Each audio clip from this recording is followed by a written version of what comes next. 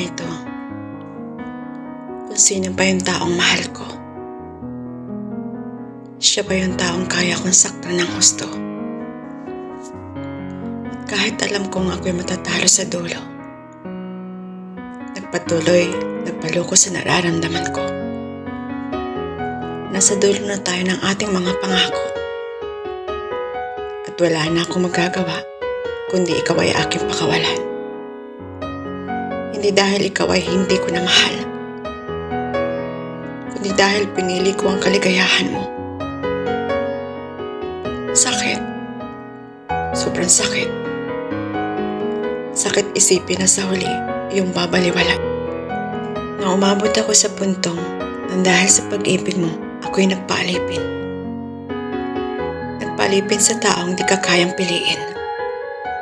Mahal kita. At dahil mahal kita, hinayaan kong maging tanga. Na kahit sinasampan na ako ng katotohanan,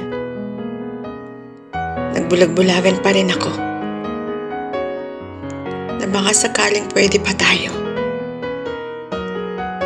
Sa tuwing kasama kita, gusto mo nang makawala. Hindi ko naramdam na ako'y sapat sa'yo. Na kahit alam mong ako'y naging tapat sa'yo, kasama kita, ngunit parang wala na ako sa'yo. At unting-unting ang lahat ng pangako ay naglalaho. Asa na ang salitang mahal kita?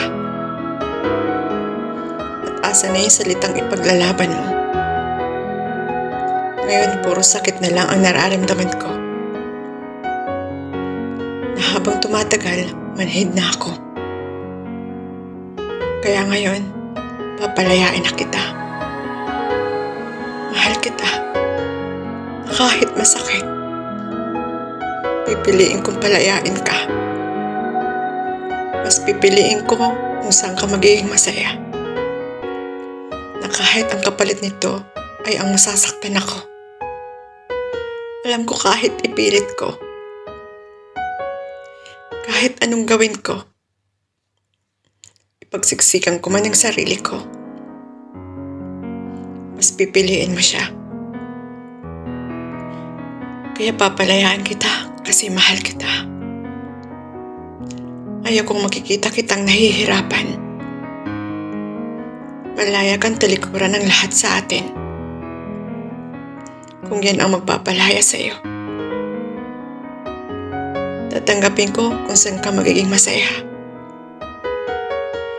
Sa pagkakataon na to, ako na magpaparaya upang maging malaya ka na kasama siya.